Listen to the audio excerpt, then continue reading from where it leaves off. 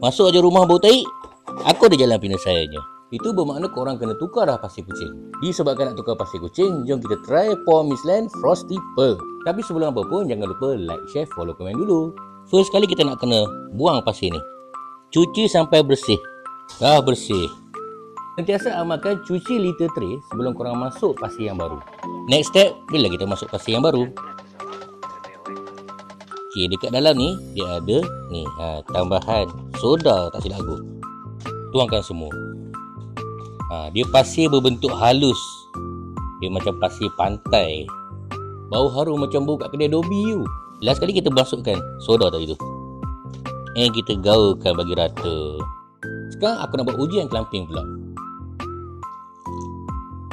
Kita gaul-gaul dia macam kucing kencing. Nanti kita tengok result dia. Tak sampai seminit, jom kita tengok result. Jom kita scoop pasir tadi. Ini dia, super clamping. Keras weh, keras. Ini dia nak tunjuk kat korang, super clamping. Keras betul. Macam jelly. Yang paling best, masa aku scoop tadi, dia tak lekat pun dekat litter box. Itu yang kelebihan cassava ni. Kalau kata korang berminat dengan Paul Mislan Frosty Pearl ni, bolehlah check kat Baik Kuning segera. Rugi weh. Yes, bau harum, super clamping. Terbaik.